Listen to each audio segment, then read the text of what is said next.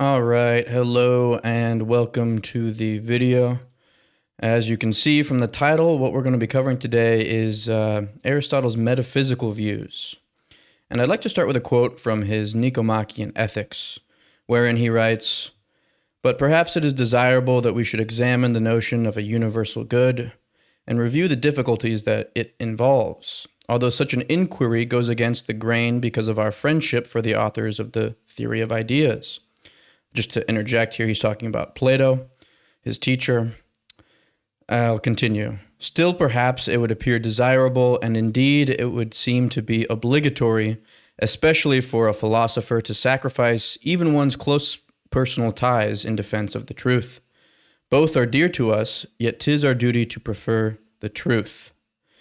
Yeah, and I think this quote perfectly captures kind of the video's main theme, is that, Aristotle has a great amount of respect for his teacher Plato, but this is also combined with his commitment to correcting what he saw as Plato's errors, which we'll get into as well. And it's a commitment to the pursuit of intellectual honesty and truth no matter the cost. And maybe it's at least a very big reason why Aristotle's fame has only increased in the past 2,000 years. He's as relevant today as he was when he was alive. But let's take a step back. I'm getting a little bit ahead of myself. So we'll go kind of over the overview of what I'm going to be talking about in this video. And so more specifically, we're going to be getting into Aristotle's explanation of the four causes, his answer to what exists, his critiques of Plato, the types of change, the soul and types of motion, his thoughts on the prime mover, how he conceives of God, the great scale of being, and his logical realism. So without further ado, let's get started. So Aristotle, as many of you probably know, was the philosopher that followed Plato in the great tradition of Western philosophy. And in many ways, Plato was a tough act to follow. Plato brought out a certain side of philosophy. You could call it the inspirational side, or maybe even the side of wonderment, I've seen it called as well. But there's another side of philosophy, which really I think is best represented by Plato's disciple, Aristotle. And that is the scientific side, the side of rational explanation, the attempt to save the appearances of the universe and not describe them away as illusion, something that Nietzsche would later pick up on, this notion of appearances as being a fundamental part of reality and not just illusory. And Aristotle has been represented in many ways, but one is a profound critic of Plato, and there's quite a bit of truth to this. So I've put on here a picture, and many of you have probably seen this famed painting. It comes from a fresco by Raphael of the Academy in Athens, where Plato was walking and pointing up to the heavens, and Aristotle saying, relax, let's not get too transcendental, we'll talk about things that we can see in front of us, basically. And of course, this is a zoomed in image of the actual fresco. It's kind of hard to see if you don't zoom in, but this is the part that I'm talking about. And I think there's really something Raphael captures here that is quite relevant and quite appropriate.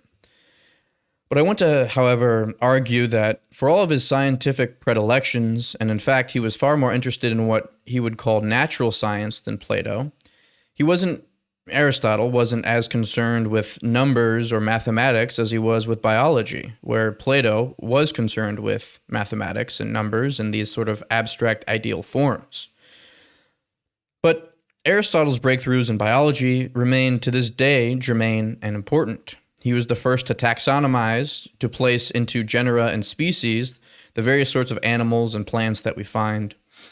And I want to argue that in a way he was a defender of Plato, as well as a critic. And I think Aristotle was profoundly affected by the notion of the forms, the ideal essences that in some way are the only thing that we can actually have knowledge of, maybe a priori knowledge of it, but still knowledge nonetheless. And the reason they're the only thing we can have knowledge of is because they're universal and eternal. They're unchanging. Therefore, they're a stable subject matter. And I think what he wants to do is take that intuition about the forms, the essences, and preserve it. And from what I think Aristotle would have called Plato's transcendental excesses given those good intuitions that he had. And, and these essences, they're the only things that might exist for Plato, and everything else isn't really real. I'm kind of making a generalization or a simplification here, but the point is that, it's a great idea, these forms, but if you say things like, most people, if you say only transcendental things, most people are going to look at you and kind of scratch their head. Because, at some intuitive level, it seems absurd to say, that the watch isn't real, that, the watch that I have on right now isn't real. It's the form of the watch that's real, right? And if you separate the forms from the things that the things that participate in the forms in Plato's language, you literally bring the forms up to ridicule. And so Aristotle was a scientifically literate person and realized that the forms were an important idea that would be laughed at by scientifically advanced people. If they didn't, if you didn't do something with them, if you just kept them transcendental. And it would appear as, we might call it now, kind of a sort of Bronze Age metaphysics. And so I want to argue that although there is an element of criticism in Aristotle, there's also an element of support, of appropriation even. And I'm going to take the idea that forms and give it and so Aristotle takes the idea of forms and give it sort of an expression that scientifically literate people would not feel embarrassed to believe in, and in fact would see its sensibility. Now, for a lot of the 20th century, this was the case. This sort of idea of essences, the essence of the form, was taken seriously by scientists. And then when we get to the late 20th century, that's not so anymore. But we're kind of seeing a revival now in contemporary metaphysics, at least, about these essences. And so it's an ongoing, lively discussion, and one that we'll get in today. And so. So especially Aristotle's metaphysics here, you can kind of break it into two different elements. There's one part where it's the science of being, which should tell you basically two things. One, what's there? What kind of stuff are we talking about? And secondly, how do things interrelate? What are the causal relations of those things that are there? That is to say, returning to a Parmenidean problem of change and a Heraclitean problem as well, about how stable substances go into other things or become other things. And accepting that problematic that the pre-Socratics had, and Plato's attempt to deal with it, and kind of revising, taking the good intuitions that Plato have and making it more scientific and give it a more rational explanation. So the first part here, and this is kind of the traditional place to begin, is the discussion of Aristotle in Aristotle's metaphysics, is what he calls the four principles of explanation, or the four causes. And it's basically the fundamental questions here are: how do things interrelate in the universe? How do things come to be? And Aristotle argues for what we might call a quadpartite causal nexus. And basically, he says there's four things. And so the first thing that is there is the formal cause, or formal explanation. And that's clearly a reference to Plato. And one of the ways you can explain something like, say, my watch on my wrist is to try to define it. So what makes a watch? What's the essence of a watch? So you define the watch. You define a person. What's the essence of a person? Well, a person is a rational animal. They're the only rational animal, maybe. And everything that's truly a person, that's not some sort of vegetable on a respirator, is in fact also a rational animal. So that's the formal cause. And that's, of course, an important explanatory principle. And to know what sort of that thing is. And the second cause is the material cause, the stuff, what you might call the Urstoff, the fundamental physical substratum. Is it matter? Is it energy? Is it water? Is it fire? Whatever. Kind of take your pick. And but it's all basically trying to answer this question of whatness. What is the stuff? And again, that's a part of explanation. If I was to explain to someone something about the chair I'm sitting on, one of the things I might say is, well, it's made of this and that substance, It's made of, wood or some sort of plastic, and it has a veneer on it, whatever kind of veneer it has, whatever may be the case, you're going to want to figure out if this is an essential element of it, of the stuff, or if it's just sort of a contingent fact about it. And the third thing, the third cause, is the efficient cause. And this is the sort of cause that we now believe in. It's sort of more intuitive to us as humans. It's what Aristotle called efficient, because it's the agency through which a change occurs. So an example would be, if I drop a pen, what is the cause of the pen's falling to the ground? The efficient cause would be, I release it from my hand. And this is sort of a good low-budget pre-modern science, right? Again, this is going to come up and face problems, especially with Humeans, and David Hume and David Lewis will say basically that there is no connection between cause and effect, and that is a completely different view on metaphysics. But again, there are people who will challenge that. They're anti-Humeans, and maybe I'll make a video in the future on that whole debate, because it is quite fascinating. Because on the one hand, you need sort of Aristotle's kind of, like I said, low-budget pre-modern science. What caused the car wreck?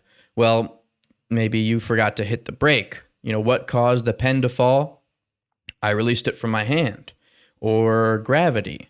Or is there any necessary relation or interrelation between those things, or is it all illusory? And so, but Aristotle was getting at sort of a quasi-scientific notion of cause, and so then we come to the fourth part of the causal nexus, and is in many ways the most intriguing and the most unique development in Aristotelian metaphysics, and that is the doctrine of final causality, or what you could call the purpose. And the final cause is an end towards which a change occurs. Aristotle, being a biologist and very obsessed with biology, couldn't help but notice that certain processes have certain natural termination points. You take an acorn, for example, you stick it in the ground, it germinates into an oak tree, right? And that's the final cause of the growth of an oak tree, the end towards which the acorn moves, you could say. And similarly, you can find a lot of physical phenomena like this, and it is in a way talking about function, right? What is the final cause of exercise? Well, maybe it's good health. What's the final cause of the consumption of food? Is it satiety? Is it not dying? What is he called? Why does he call this final? Because it refers to the final state of a series of changes, the final process towards which it works, the purpose of that change.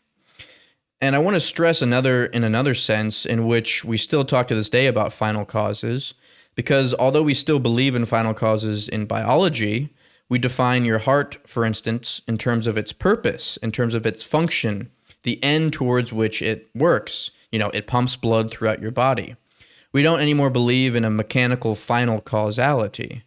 Aristotle would have explained the falling of this, pen, let's say, by saying, well, the pen loves Earth or something like this. Its natural state is on Earth. He didn't really have a concept of gravity. And so whenever you release this pen, it's going to go right down to the Earth. And, we don't quite buy that anymore. But there is another way in which we do buy final causality, which is purpose, which is sort of the functional aspects of it. And to make it intuitive, think of the old joke, why did the chicken cross the road? What's the answer, right? You probably know it. It's to get to the other side. To get to the other side is a purpose it had in mind, let's say. And the deep point of calling such a cause final is to say there's no infinite regress. So once you know the purpose of an action, you don't say, well, what caused the purpose? There's no point to it. That's the end state. It's the essential notion for all subsequent Western moral theory, really. It's one of the main, contention points, you could say, because, one of our moral theories that you're going to find a lot is called intentionalism, where you judge an action on the basis of the purposes, right? So if you try to do something good or noble or just and it doesn't work, well, we can sort of give you some moral credit because we can say, you kind of get an A for effort. Your heart was in the right place, let's say. And it's because we stopped the causal nexus of consequences at the previous state, the end, the purpose towards which you acted. Now, in a legal sense, that's not going to be the case, right? If you caused a car wreck, even though you were, going to try to, you had somebody in the back that you just saved and they need to get to the hospital, but you caused this car wreck, well, you're still liable, according to the law, in the U.S. at least, for that car accident. It doesn't matter your intention to save this person by getting them to the hospital. And so there's that one sense in which, moral responsibility and legal responsibility digress. It's a fascinating topic and, subdiscipline of philosophy, but that'll take us too far astray. So let's continue on now with part 2. And so we know about, what the causal nexus is or how sort of Aristotle thinks about it. And, how do things interrelate to one another? The next thing to find out is what kind of things are out there, what exists, what do we find when we look?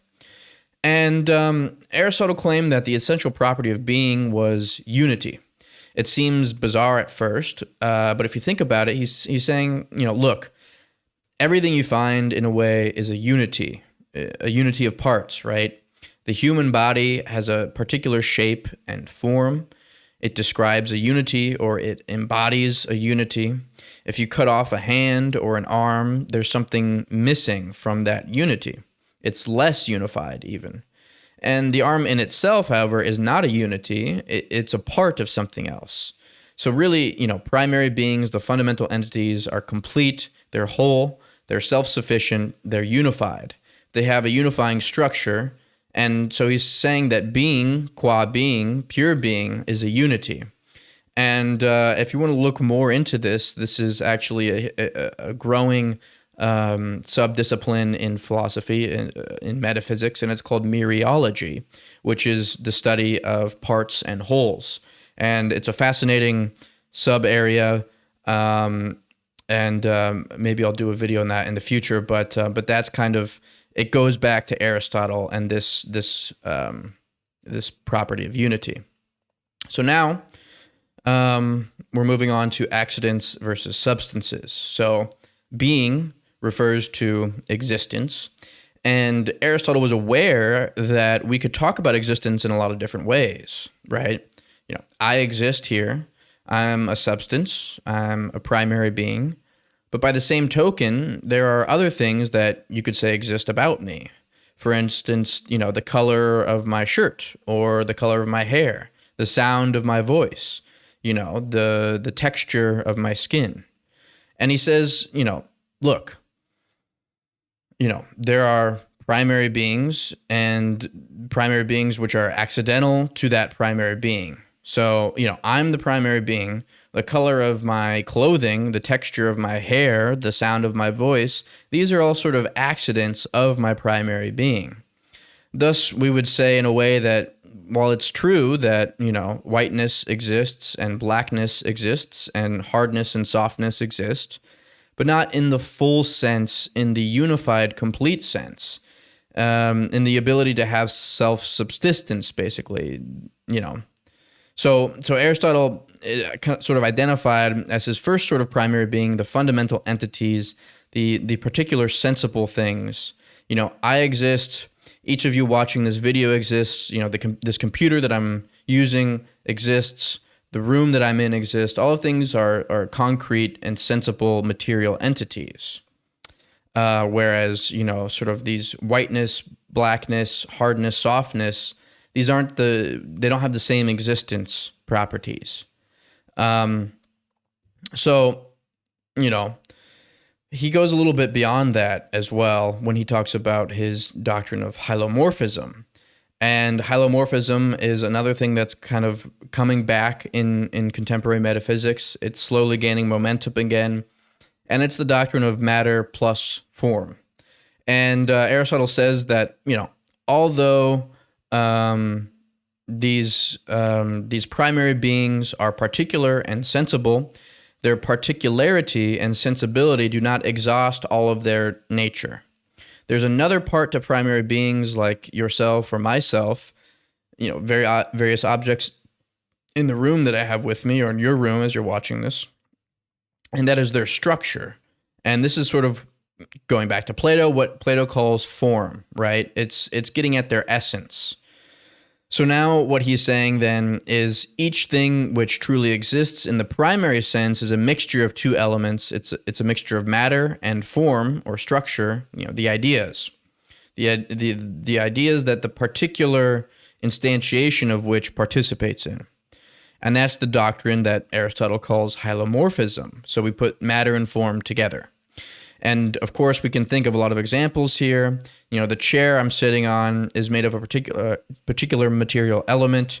Maybe it's wood, maybe it's plastic, whatever it may be. It has a particular form, the structure or form of a chair. And that form, in turn, is very often defined in functional terms. Chairs have the shape and form they do, the structure they do, because they serve a purpose.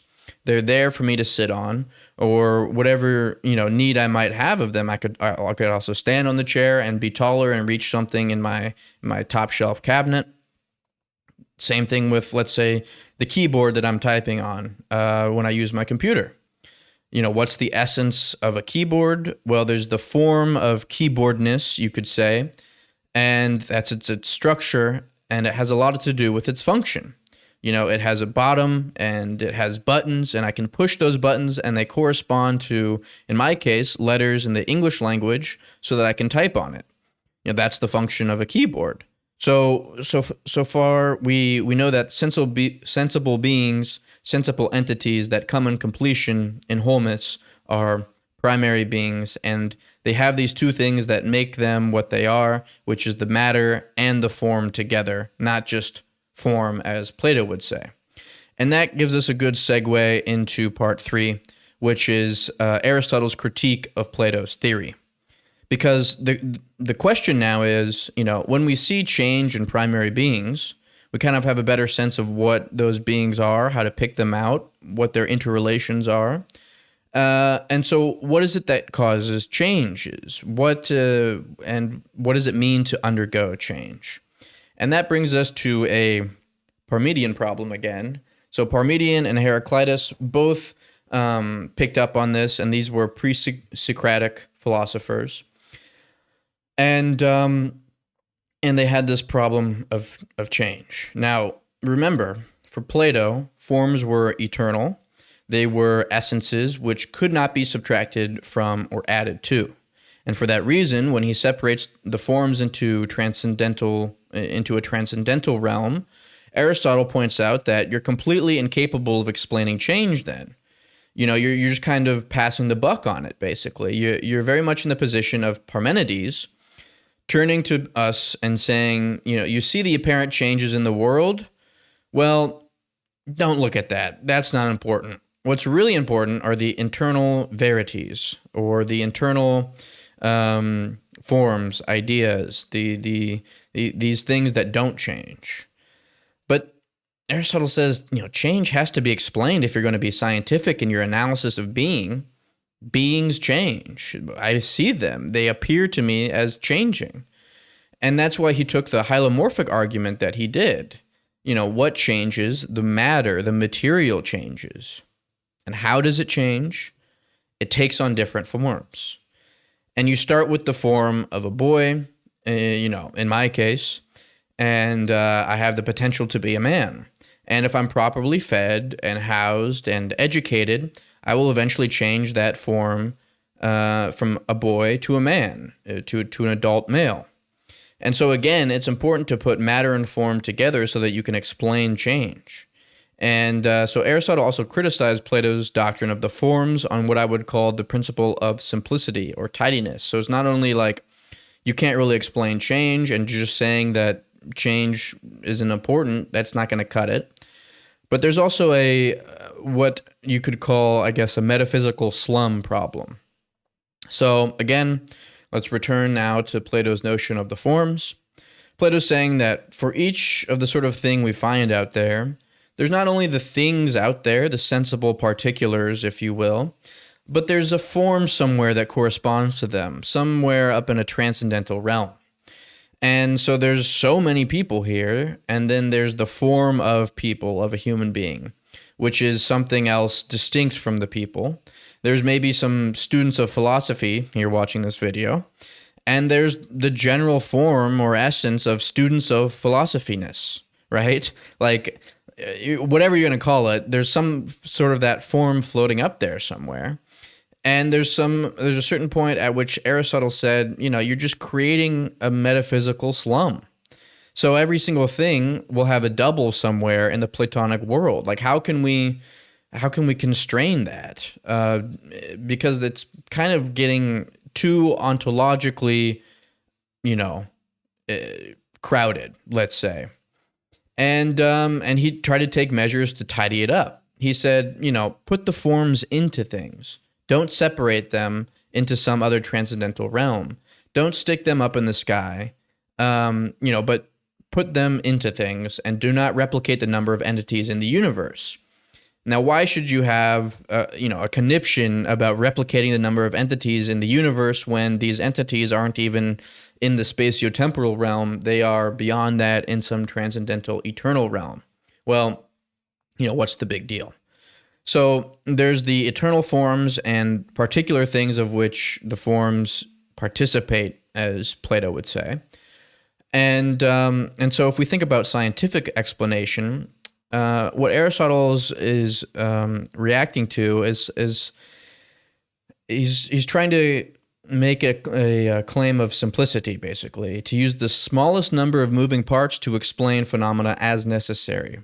And in the principle, you could kind of articulate like the late medieval period, William of Ockham. It's called Ockham's razor, and maybe you've heard of it. But it basically says, don't take the simplest explanation necessary to explain the series of events. So we're both explaining a phenomena. You do it with 5 entities. I can explain it with just 4. Well, Occam's razor says, let's give the preference to the explanation with 4 rather than 5, if they both truly explain those, that phenomena accurately and well. So the less moving parts you need, the better. And Wittgenstein actually says something to the effect that if you come across a machine and there's a lot of parts that move in it, there's one part that doesn't seem to really be interconnected with the others, well, then it's not really part of the machine. Just yank it out, and it has no function in the machine. So why keep it in there if you can do, the same with less? So again, cut off anything that's not absolutely necessary in your metaphysical or ontological theory. And that's Aristotle's scientific simplicity. And it's been rehashed in various ways by philosophers over and over again, like William of Ockham, like Wittgenstein, and it's a very powerful idea. And, it's a wonderful example of this. Recently, I was kind of listening and watching a video of Murray K. Gell-Mann. This was about a year ago or so. And he was a physicist, and he was talking about, a grand unified theory. They're going to try to take all of the four fundamental forces in nature and reduce them to one. And somebody asked him, how will you know when you've got the grand unified theory? Because there are some people who believe, in superstring theory, and all these other, quantum mechanics, all this other stuff. And he said it's simple. The explanation will be incredibly beautiful and simple. There'll be almost no moving parts, an absolute minimum of moving parts. And this is the sort of intuition that goes back to Aristotle, that Aristotle has as a scientist, and I think all good scientists have. This metaphysical slum, as it were, this crowding of extra entities that we don't need to explain the phenomena that we are experiencing. And moreover, as I mentioned a little bit earlier, it's completely inimical to explaining change, right? Because consider this. As Plato talks about things participating in the forms, things change. Is there a form of change? Well, forms must be eternal, but change is transient by its very nature, by its very essence. This is the essence of change. It is transient. So it's literally, a priori, from purely logical grounds, impossible for there to be any change in the world in reality if the forms are separate from matter. And that's exactly why Plato quite intelligently said, well, that's why what we're doing right now, you're not participating in reality. It's only when you do math that you participate in reality. Your lies are just a sham. They're a cover up, and so Aristotle just repressed that intuition, and he was a very scientific and practical man. And he said, no, of course that's not true. This is real. This is why he preferenced things like biology, and he really didn't do anything with math. Now, he did a lot with logic and logical realism, which we'll see later in the video. But with math, he put it, very far down on his list. Whereas with Plato, it was right up at the top of the things that, like I just said, that's when you participate in reality for Plato. And so, Aristotle was concerned with, what are we experiencing here and now, every minute, every day? This isn't just some small piece of, less than real being that participates in an internal form of being. It's here. You can't argue with it. You bang your head into it, right? When you I forget who it was, but he has this very famous example of, how do you know reality exists? Well, kick a huge boulder as hard as you can and tell me that, reality doesn't exist. It's there. You feel the resistance of it. You bang your head, you feel that resistance against, what you banged your head or your foot against. And so, moving on, so I'm going to go back to this idea of why Plato preferenced mathematics and Aristotle, really didn't deal much with it, unless you take his logical breakthroughs as well. But Aristotle has a big critique of Platonic numbers, and so he critiques many of the Platonic and Pythagorean interpretations of numbers. And so first consider how Plato had to treat numbers because of his doctrine of form. So each number must have its own form, right? So there's the form of the one, the essence of oneness, the essence of two-ness and three-ness, and the essence of triangularity. And when you see a particular triangle or a particular number on a page, you're not really seeing oneness, right? You're seeing something that participates in oneness. And Aristotle points out, when you get to arithmetic, it actually starts to sound kind of silly. He said, think about it. When we run through like primitive number theory, we count, we say 1, and then we say 1 plus 1 is 2, and then 2 plus 1 is 3. And, in each case, the next numeral is the iterated successor of the one that preceded it. It's a process of addition. So the 1 and 2 are added to make 3. But when we count in Platonic number theory, we have the 1, which is totally distinct from the 1 in and of itself, the form of oneness. And now 1 plus 1 equals 2. But the form of oneness plus the form of oneness can't equal the form of two-ness because it's a distinct essence. So we count 1, 2, 3 in real arithmetic. But in Plato arithmetic, we've got the form of oneness succeeded by something totally distinct and undivisible called the form of two-ness. And then we get to the form of three-ness and on and on. And Aristotle thought, this is ridiculous.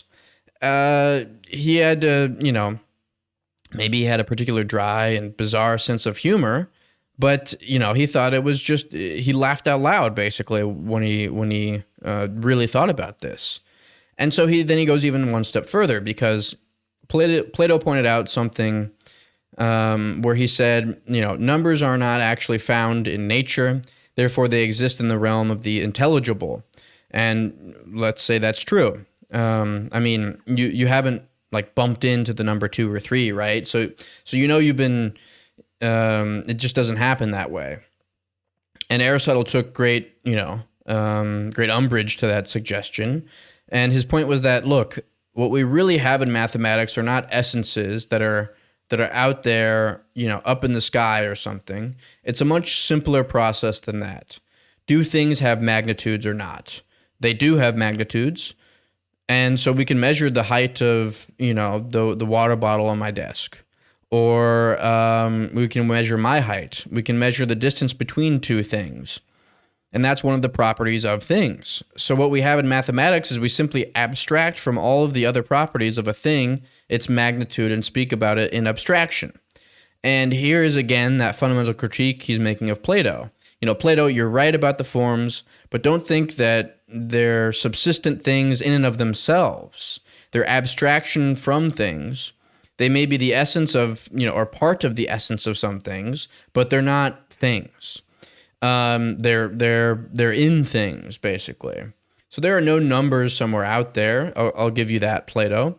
It's not like when we die, we'll go up and find, and hang around with a triangle, the Platonic form of a triangle, right? But it's what Aristotle is actually saying is we abstract from the particular things to a general notion of triangularity or squareness or number theory, and it may seem like this is a particularly harsh criticism of Plato, but in fact it's not, because in a strange sense it's a partly a defense of Plato. He's saying that Aristotle's saying that the fundamental intuition of the form, which is the really interesting and innovative idea Plato has, is correct. It's just the way he puts it could could be made more scientific, basically. It's part of the story, but it's not the whole story. And and you can't really expect me to believe, one day that I'm going to die and go up to the heavens and there are going to be the numbers 2 and 3 hanging around along with a triangle. And maybe that's an oversimplification, but it doesn't work that way, basically. So he says, let's keep the intuition, but put it in the world, use it to explain change, and then we're getting into a good shape, especially when it comes to science. And but that doesn't entirely explain the process of change still. We still kind of have a bit of an issue, because we're back, we're kind of circling back here to the Parmenidean problem. If something is changing, what's it changing from? If it's changing from being, how is it that being or existence could go out of existence to become existence again? Right? So what you're literally saying is, when I change from a boy to a man, is I start out being a boy and then I stop. Then somehow or other, I show up again like a man. And it's a theoretical problem that Plato sort of kind of stuck under the rug. He passed the buck. But Aristotle solved it, or, has one of the better solutions for it. Or he solved it in a particular way, let's say. So Aristotle says, there is actually a middle ground between non-existence and being, or full existence, let's call it. And we'll call that middle ground, he called it potentia, or potency, or potentiality. And so it's not that I'm not a man and then I become a man, which would be absurd because you can't make something out of nothing, but rather a boy is potentially a man. An acorn is potentially a tree. That is, under certain common initial conditions, given their matter and form, that thing will move towards its final state, its end state, its final cause, or full development. And many things in nature do have that sort of tendency, or disposition even, right? Almost all organic things, and remember, Aristotle was one of the founders of biology, and so he was, he would have been extremely impressed by such arguments. So a thing's potential is that, that which, given the correct initial conditions and the correct matter and form, will naturally tend to become. And there's a lot of cases in which that makes sense. Of course, there's other cases where it doesn't make as much sense. As I mentioned a little bit earlier, Aristotle seriously believed that things fall to the ground because they love the earth. That's where they belong. Why do birds fly? Well, they tend towards the sky. You let them go and they're just going to float right up or something like that. Obviously, that's kind of a joke, but you know, that's part of it is kind of weird. Let's say, kind of, it's an intuition that was very good, but then it kind of became a little bit, it still didn't have the scientific knowledge that we have today. So we look back at it and it's kind of a little bit silly, right? So, but the intuition there is very powerful and very potent.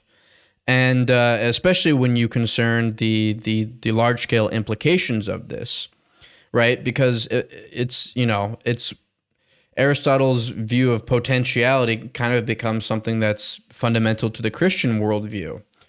And because if things have natural states, they tend towards, they have that end state that they tend towards, they have some sort of purpose. And this is sort of, it's literally the doctrine called teleology. The universe has a purpose, right? Food exists to satiate me. The acorn exists to become an oak tree. There's a sort of intelligence throughout the universe, a sort of structure or purpose of the end state, of something moving towards its finality. And now you can see it's not a very far reach for Christian thinkers to realize that what I call the Christian movement, to say that, Aristotle, you're right, but you know what the real purpose is? There's purposes in things, but who has that purpose? Well, people do. And they keep going with that, and they say, well, there's obviously some big person or some big entity who created everything, and there's a purpose to the world that God gave the world. And at least if you look at the initial stages of Christianity, many of the priests and adherents were very open to Greek thought and read Aristotle and took the good parts of it and infused it into the Bible. And so, it's an intriguing notion which still persists into our day. Not only our day, but our common consciousness. This idea, and so let's push this further a little bit, because while the Christians used it to be for their specific religious cult, let's say, or religious movement, Aristotle kind of came up with a different response to what God is, what the final cause may be, and that brings us to the soul and types of motion. So we'll begin here with inanimate objects, primary beings like rocks and stones and these sorts of things. Any change that they have can come, one or maybe two forms. There's efficient change like locomotion. What is the cause of a thing's motion? Like this rock, I throw it. That's one sort of change. And again, we find this throughout our common lives. What causes my blender to go on when I make a smoothie? I turn the knob or I push the button. What causes the light to go on? I flick the switch. What causes your car to accelerate? You hit the gas pedal. And, that always requires an outside agency to induce the change. So you have an actor and a patient, and that which undergoes change. So that's one sort of change that inanimate objects can do. There's also, maybe they're teleologically moved. So, for example, gravitational states. These sorts of elements with lightness tend towards the sky, or they tend to go very quick, very fast.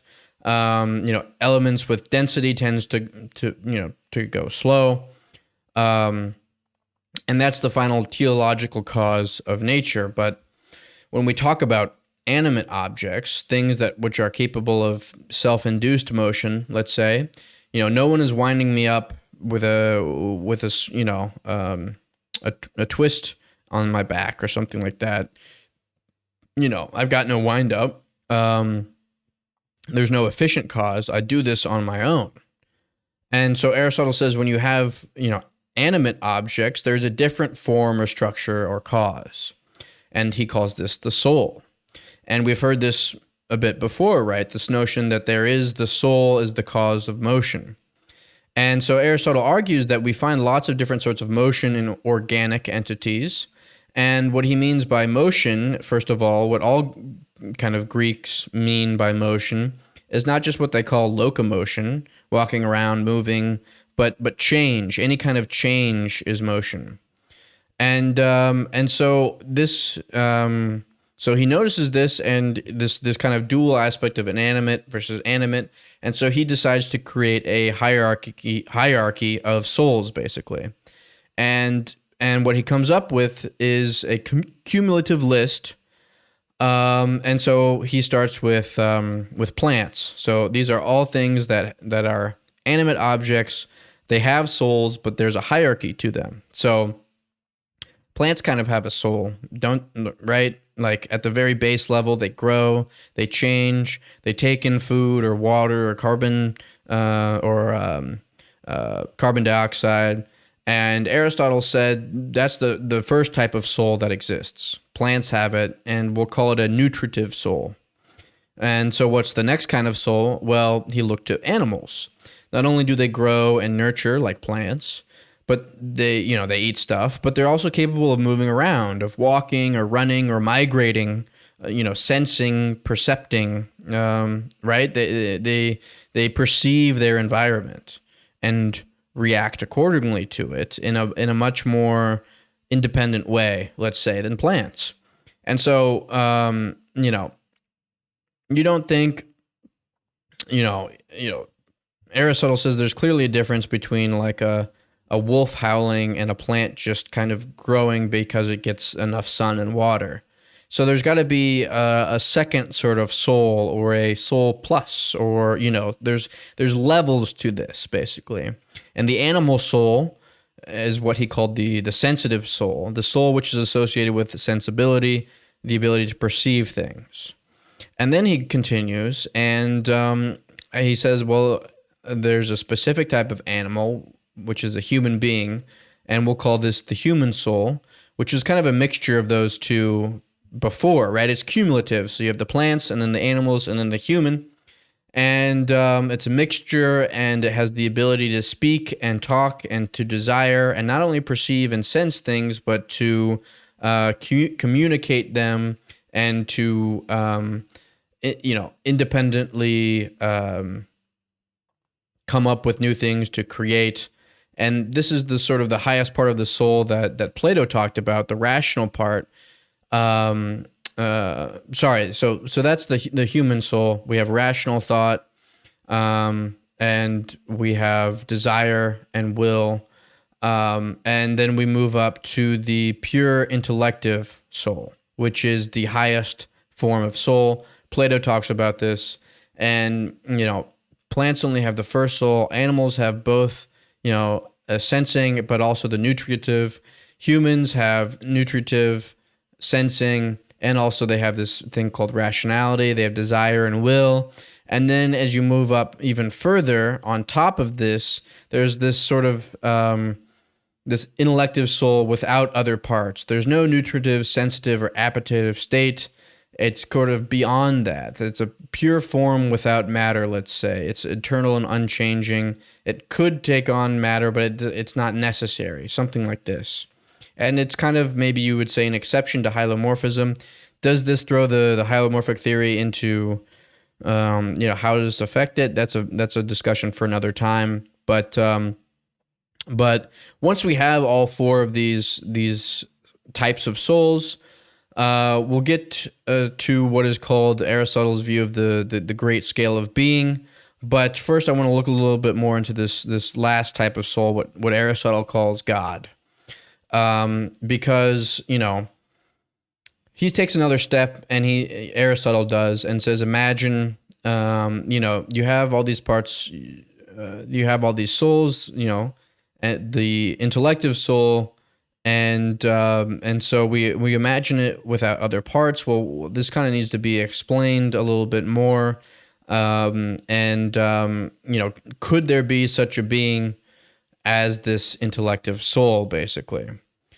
And so that was his concept of God, basically. It's pure form, pure actuality, no potentiality. It's eternal, unchanging, the unmoved mover, if you've heard of that phrase. This is where it comes from. So he asked, could there be such a being like this? And if there were, what would such a being be? And as you can imagine, such a being would be God. It would, what he called the science and the study of being is theology, the study of God. Well, what would the properties of such a being be? Well, it would have to be eternal, right? And it would have to be an exception to hylomorphism. It couldn't have matter because matter undergoes change. And so this would have to be sort of the pure form, the pure structure, the pure soul. And it's what he called the pure intellective soul. And, let's say, granted, so his conclusion is that there must be some prime mover, first mover, or an unmoved mover that started this whole sequence of causes. Because, let's say that he's trying to look for basically a reason to believe there is actually such a thing that exists. Or not a thing, but an intellective soul that exists, a sort of disembodied intelligence. And Aristotle says there is, on purely rational and scientific grounds. You don't have to believe in a man in the sky, because just take it scientifically. All cause must be induced by an outside agency because causes and effects are connected. And clearly there is much physical efficient causation in our world, right? One thing follows another, stuff happens, right? And well, the problem is, how did that first thing get started if we have this great chain of causation? We run into an infinite regress, basically. And Aristotle dismissed this as completely illogical. And he says, well, it's causes all the way down. It goes back forever, and it's a big circle. He said, no, it's not an infinite regress, because there has to be some sort of first final causation, basically. So you can't just say it's a big circle, because even though it's sort of poetic and pretty, you can't expect a scientifically literate person to believe in something like that. So things, this causation, if you take the chain of being as a series of causes and effects, something must have got the whole thing going. Somebody must have flicked the switch and got it started. And if there's motion, then there must be a first mover, a prime mover. And so what would you call that prime mover? You would call it something like God, right? And, getting a little ahead of myself. And so that is, sort of the Judeo-Christian notion that we kind of think God was. He was the creator of the universe. He got the whole thing going. I've probably given you a sense that Aristotle is very close to our Judeo-Christian conceptions of divinity, but there is a big difference in that Aristotle thought that God, because he's perfect, he doesn't actually create things or motion by pushing things around, but rather teleologically. Everything desires perfect being, and so God desires perfect being, basically, and he's the final cause of all activity. Everything occurs because it's trying to get in touch with God in some way. And that's the final cause of motion in the universe. And that's a slightly different notion than what we find in Christianity. And what's somewhat more starkly different, and perhaps might be in a some way troubling to many modern sensibility, is his idea that what is God likely to be doing after he started the first motion and acts as an object of desire? We think of God as an eternal sort of omnipotent, omniscient, loving being, at least in Christianity, that's sort of the line, who's concerned about us, right? And he keeps an eye on us, and if we pray to him, good things are likely to happen, and if we get on his bad side, he will do things to us to make our lives worse. But Aristotle says, look, God's perfect. Okay, we agree on that. And God's perfect in his selection. Now, if you were perfect in selection, what would you think about? What would you select to think about? Would you think about, something like the mud, or, making sure it has the proper nutrients for your food to grow and give you a good crop season? Why waste your time thinking about that? You must be in a perfect state if you're perfect. So you must be thinking about that which is perfect. So then what really, you're an intellective soul, right? So you have this profound intelligence, omnipotent, rightly. So Aristotle says, so you must be thinking about that which is perfect. So what really is God thinking about all the time? Well, it turns out that God's kind of a narcissist, and he spends all day thinking about himself because he's perfect, or itself, let's say. We won't gender him, because he is the only thing worth thinking about. God's the only thing worth thinking about to God, right? And it's sort of a funny notion, but you can see, if you take it logically and rationally, it does have some sense to it. And I want to give you a bit more of the sense of this, intuition that Aristotle has of it, and how subsequent thinkers who accepted Aristotle in this sense of divinity had as well. Which is now, seriously, don't you think there's a certain amount of hubris in believing that if there's this great omnipotent being out there in the sky somewhere or wherever, and it created everything, it was the unmoved mover, the first cause in this crazy chain of events, it created everything, that it's got nothing better to do with its life than, in its time, than to follow a specific individual life, right? Like, is somebody on earth that interesting for this perfect being to pay attention to?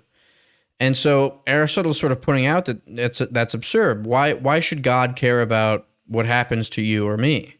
Don't you think God cares about, do you think God cares about, a little iguana, or, a lion, or whatever it may be, your cat, your grandma? You think, God watches your grandma to make sure that they have, enough food, or that they don't get any diseases as they get older? And Aristotle says that's nonsense. God can't waste its time with another two-legged animal, or a featherless, a featherless bird, or whatever it happens to be. Aristotle says God only thinks of himself. He's in the internal act of self-contemplation at all times, because he gazes out, and everything he made is complete perfection. And so the only things he thinks about is his complete perfection. And this is necessary because if he were to think about something else, something particular, what would he really be doing? He'd be changing mental states to think about something less, right? In that hierarchy. That's why we have this hierarchy. But if he's thinking about these things that are changing, or if he's changing, then he's not perfect, because to be perfect is to be self-subsistent. But change comes from the outside, so he can't be thinking about anything else, because if he did, he wouldn't be self-subsistent, and he wouldn't be God. So he has to just sit around all day and think about himself, basically. That's sort of Aristotle's argument. And not only that, since he doesn't change, he has no potentiality. He is all of actuality. There's nothing to move towards. It is pure actuality. He's pure essence of soul, and therefore it's the ultimate primary being, the unmoved first mover of the cosmos who contemplates himself. And that's sort of, that's Aristotle's view of God. And so if you're given that, we're going to try now to put this whole metaphysical picture together, because we kind of talked about these different parts, and we wanted to, put it all together, give you the big shebang, as it were, and that's when you get the great scale of being. So we have another hierarchy here, and this is the hierarchy of reality according to Aristotle. So at the very bottom is the notion of prime matter. This is pure material substratum. It's yet to achieve form. It's not primary being. It's just the basic Urstoff, or the, from which everything is made. Various people had ideas of what these basic elements are, but Aristotle just calls it, prime matter itself, the most basic form. And from that, the four elements come about in their particular instantiations. So, this glass of water, this chunk, or whatever you want to call it, this bit of water, these they can be a primary being. But the fundamental primary beings are the particular sensibles, the inorganic matter moving up the scale of being. It has more reality than which is below, so it is sort of cumulative in that sense as well. And so the four elements are just kind of chunks of objects. Let's say the objects scattered throughout the universe, called water, or called hydrogen, or whatever you want to call it. There's just a little piece of it, and in that sense, it doesn't have a unity yet. It has plurality, but it's not a primary being. It's sort of secondary. But inorganic matter, things which are congealed into particular sensibles, they have primary being. And the obvious question arises, why would such plants be above inorganic matter on this great scale of being? Well, the reason runs something like this. Both are made of matter and form, but what's the form of plants as opposed to inorganic matter? It's that little bit of soul. It's the nutritive soul. And the soul is a self-causing agency. Therefore, in a certain sense, it's more real, has more being, more potency, more power, more ability for self-sufficiency than what precedes it, right? And similarly, we take it back now to animals then. They have a little bit more being, more reality, more power, more potency than plants. And then, what has more potency than that? Well, human beings. And, these are the penultimate highest reality. And then above human beings, we have God, which is pure actuality. There's no potency at all. Ultimate primary being, right? And it's interesting, if you've got that sort of hierarchy, this scale of being, it gets tied a lot into politically legitimate, it has political and social implications. And it's used a lot to politically legitimate the structures of church, for example. And I want to point out that it was also used in the medieval period to legitimate the structures of state. I mean, think about the scale of being, below God. Who's going to show up if you're a secular prince? Me, I'm the secular prince, and below me come my nobles. Below them come the citizens, and so forth. So you don't treat serfs quite like horses, but you don't treat them quite like kings and princes either. And so there's this sort of hierarchical scale of being that legitimizes political structure. And so now, that in a nutshell gives you the basic metaphysical views of Aristotle. I want to add one more element, though, which has not traditionally been included in his metaphysics, and that's one of the logical doctrines, his logical realism, let's say. And in fact, he really has unparalleled until the works of Cantor and Boole in the 19th century, this logical system that he sets up. And his work on logical syllogism remained a fundamental text in logical analysis. Even today, it's still a fundamental text. And it's really interesting to point out and bring out, because Aristotle and logic, he was a realist, a logical realist, which is to say that anything we talk about can predicate as true must really exist somewhere.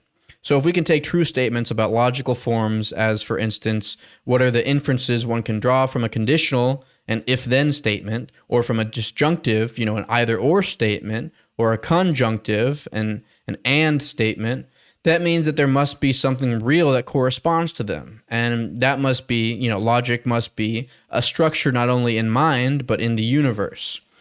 And this is sort of why he prioritized logic in the way that he did, right?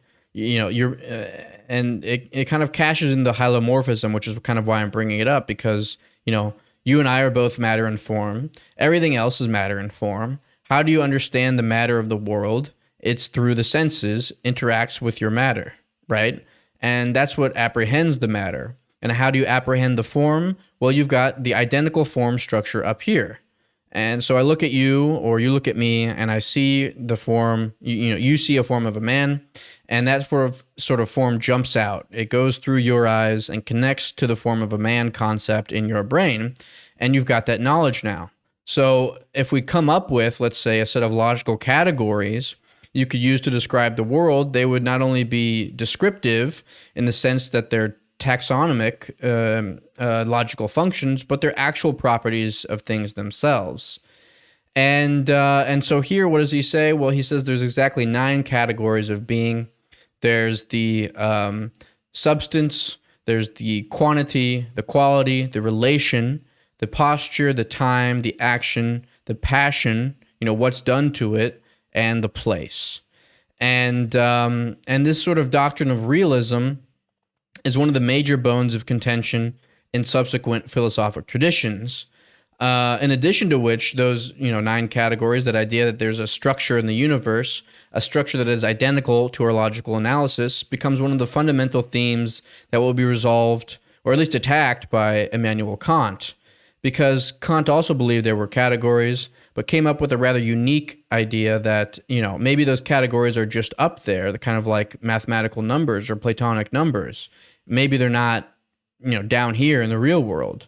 But until Kant, it's interesting that, it remains an extremely problematic assertion, and even after Kant. So we're about done here. Let me just wrap up and conclude, what was ultimately Aristotle's achievements? What was his legacy? Well, his philosophical achievements were, he took Plato's brilliant but somewhat unsatisfactory theory of transcendental forms and made it scientifically respectable by bringing those forms down to earth, making them immanent in things.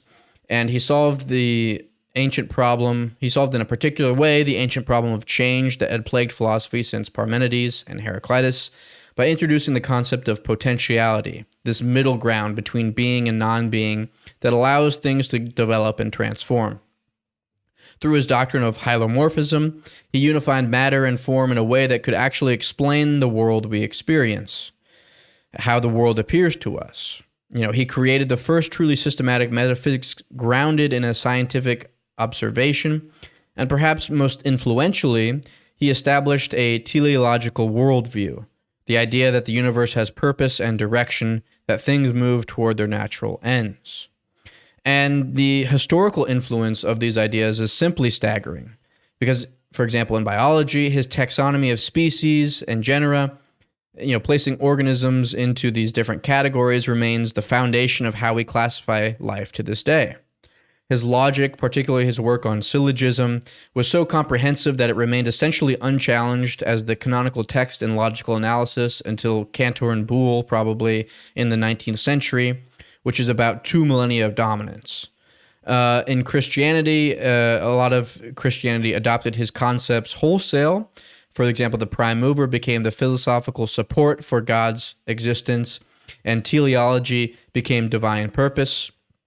During the medieval period, his scale of being was used to justify both church and state hierarchies, placing kings above nobles, nobles above citizens, etc., and in this sort of cosmic order that stretched from prime matter up to God himself.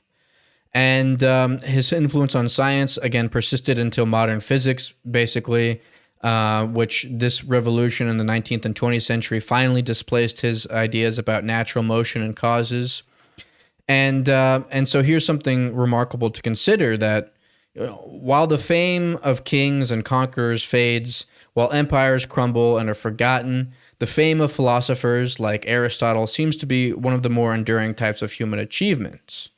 There's probably philosophers and prophets, I would say, are probably the 2 types of enduring fame that last the longest.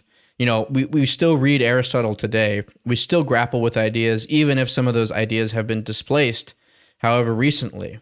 We still teach his concepts in our universities, and that fundamental intuition that drove him about forms and essences and the structure of reality, about logic being not just in our minds, but in the universe itself. These ideas continue to challenge and inspire us and become displaced and then revived, and it's incredible the legacy that he's had. And even when we disagree with him, even when modern science has shown some sort of specific claims to be wrong, the questions that he asked, the intuition that he had about where the problems lie, and the systematic way he approached them remain absolutely fundamental to how we think about philosophy, science, and the nature of reality itself today. And so in that sense, Aristotle achieved a kind of immortality that few humans will ever attain. His thoughts continue to live and influence minds over 2,000 years after his death. So that's it for this video. Thank you so much for watching and listening. If you've enjoyed this video, please give it a like and subscribe to my channel. For more videos, I will see you in the next one.